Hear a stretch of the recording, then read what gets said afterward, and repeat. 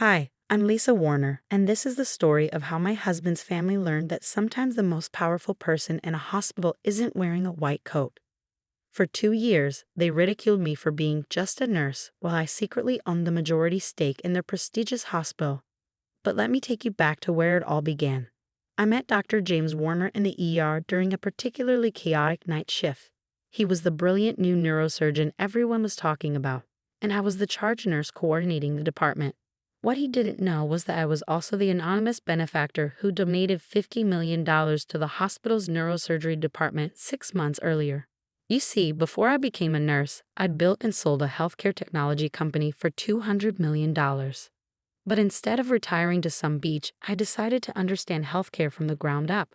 I went to nursing school, worked my way through every department, and quietly invested in hospitals that needed help.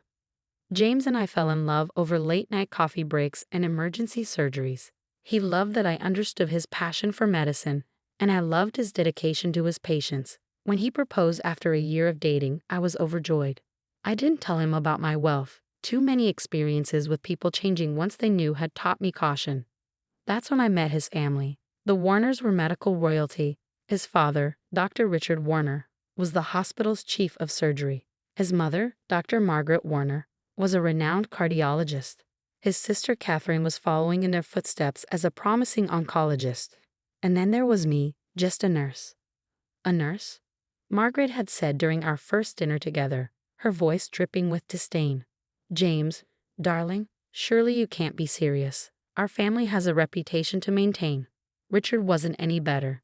When we envision our son's future, it involves someone more accomplished.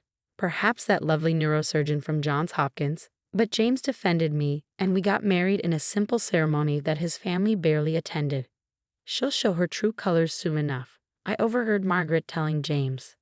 These lower-level staff always do. What they didn't know was that 6 months before I met James, I purchased a controlling interest in Warner Memorial Hospital through my investment company, Shield Healthcare Holdings. The hospital had been struggling financially, and I saw potential for improvement. I kept my ownership quiet, working through a board of trustees while I learned the hospital from the inside. For 2 years, I endured their constant belittling.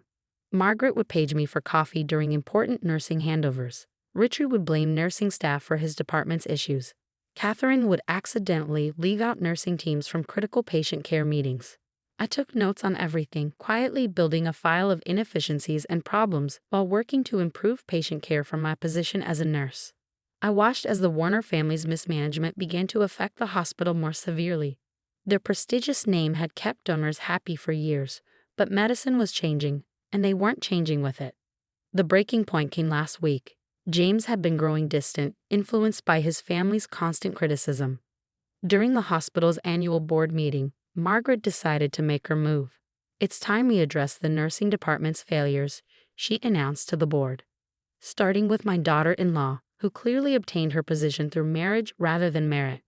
As I sat there in my nursing uniform, Margaret outlined her plan to restructure the nursing department, essentially pushing me out and replacing experienced nurses with cheaper, less qualified staff to cut costs. James sat silently, not defending me. When I looked at him questioningly, he just shrugged.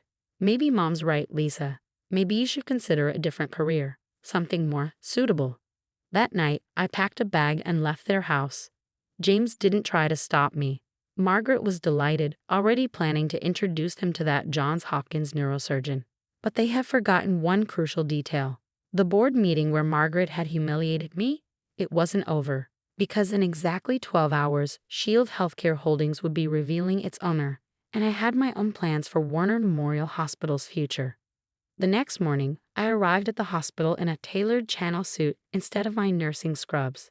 The board meeting was reconvening at 9 a.m. sharp to discuss the hospital's financial crisis, a crisis the Warners didn't even know existed yet. Through the glass walls of the boardroom, I watched Margaret animatedly telling her friends about my departure. Finally, we can restore proper order, she was saying. I already have 3 suitable candidates to introduce to James. I smiled, knowing what was coming. The hospital's financial director, Mr. Peters, was about to give his quarterly report, one that would wipe those smug smiles off their faces. Good morning, Mr. Peters began nervously, shuffling his papers. I'm afraid I have some disturbing news. Warner Memorial's financial situation is, well, it's critical. The room erupted in confused murmurs. Margaret stood up sharply. That's impossible. Our donors have been pulling out. Mr. Peters cut in. Our patient satisfaction rates are down 40%. Insurance companies are threatening to drop us. We're losing millions each quarter due to inefficient processes and outdated systems. Richard Warner's face turned red. Now see here, Peters. The numbers don't lie, Dr. Warner, Peters continued. Without immediate intervention, we'll have to declare bankruptcy within 3 months. James sat there stunned. Catherine was frantically typing on her phone, probably trying to verify the information. Then we'll find new donors, Margaret declared. The Warner name still carries weight. Actually, I said, stepping forward, it doesn't. Not anymore. All heads turned toward me. Margaret's eyes narrowed. What are you doing here? This is a closed board meeting. Oh, I have every right to be here. I smiled, placing my briefcase on the table. As the majority shareholder of Warner Memorial Hospital, I'd say I have a significant interest in this discussion. The silence was deafening. James's coffee cup froze halfway to his mouth. What nonsense is this? Margaret sputtered. I nodded to Mr. Peters, who pulled up a new slide. Shield Healthcare Holdings owns 75% of Warner Memorial Hospital, he explained, and has for the past 3 years. And I said clearly, am the owner and CEO of Shield Healthcare Holdings. I clicked to the next slide, showing documentation of my ownership, my previous company's successful sale, and my extensive healthcare investment portfolio. This is impossible, Richard whispered. You're a nurse. Yes, I am, I agreed. A nurse who built a $200 million healthcare technology company before deciding to learn medicine from the ground up. A nurse who spent 2 years watching this hospital's standards decline while collecting evidence of mismanagement, safety violations, and financial irregularities. Margaret's medical degree, which she'd been clutching like a shield, slipped from her trembling fingers. You see, I continued, while you were also busy looking down on the nursing staff, you missed what was happening to this hospital. Patient care has suffered. Staff morale is at an all-time low. And your prestigious reputation, it's been coasting on a name while medicine passed you by. I walked around the table, enjoying the shocked faces. But here's what's really interesting. The only department showing positive patient outcomes and financial growth? The nursing department you were so eager to restructure. The color drained from Margaret's face as she realized she'd just spent an entire board meeting attacking the hospital's owner. But I wasn't finished, because I had one more revelation that would shake the Warner family to its core. Before we continue, I said, clicking to the next slide, let's talk about the future of Warner Memorial Hospital. The screen displayed detailed plans for a complete hospital restructuring. As of this morning, Shield Healthcare Holdings is implementing a total organizational overhaul. Margaret tried to regain her composure. Now see here, you can't just. I can and I will. I cut her off firmly. The board has already approved these changes, unanimously, I might add, once they saw the financial projections. I began outlining the changes. First, we're implementing a new patient-centered care model, integrating nursing expertise at every level of decision-making. Second, we're investing $100 million in updating our technology and facilities. Richard stood up, his face purple. This is our hospital. You can't. Actually, Dr. Warner, it hasn't been your hospital since you nearly bankrupted it 3 years ago. Remember that mysterious investor who bailed you out? The one you never bothered to meet because, quote, they're probably just some wealthy businessman who doesn't understand medicine. The realization hit him like a physical blow. He sank back into his chair. As for leadership changes, I continued calmly. Dr. Margaret Warner, you're being removed as chief of cardiology. Your department has the highest error rate and lowest patient satisfaction scores in the hospital. Margaret's mouth opened and closed soundlessly. Dr. Richard Warner, you're stepping down as chief of surgery. Don't worry, we'll issue a press release calling it a retirement. I turned to Catherine, who was trying to disappear into her chair. Dr. Catherine Warner, your department actually shows promise. You'll remain as head of oncology. But you'll be working with a mentor, a nurse practitioner with 20 years of cancer care experience. Finally, I faced James, who hadn't spoken a word. Dr. James Warner, your surgical outcomes are excellent, but your department's nursing turnover rate is unsustainable. You have a choice. Accept supervision from the new nursing director or transfer to another hospital. And who, Margaret managed to sputter, will be this new nursing director? Me, I smiled. I'll be serving as both director of nursing and CEO. Unlike some, I believe in leading from the front lines.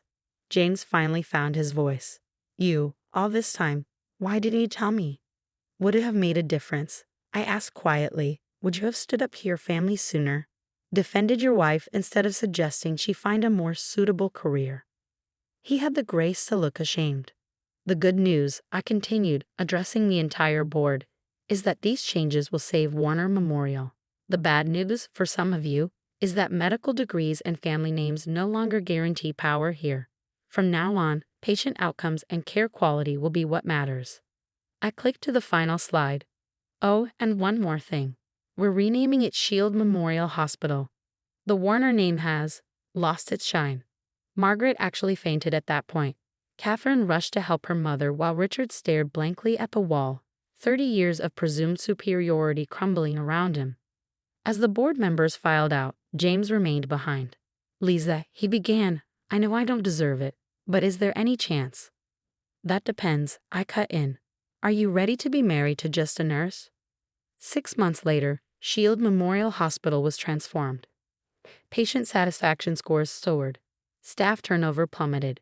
Margaret took early retirement, unable to handle working under her former daughter-in-law. Richard actually surprised everyone by adapting well to his new role as a regular surgeon. Turns out he was a better doctor when he wasn't trying to run things. James and I rebuilt our relationship slowly. He worked hard to prove he changed, starting with publicly defending nursing staff in meetings. He even took a nursing basics course to better understand the profession he'd once looked down on. As for me, I still do regular nursing shifts alongside my CEO duties. There's something powerful about a hospital administrator who still knows how to place an IV or calm a frightened patient. Yesterday, I overheard a new doctor asking why the CEO was working a nursing shift. A veteran nurse just smiled and said, because she never forgot that the most important thing in medicine isn't your title. It's your commitment to patient care. And that's worth more than all the medical degrees in the world.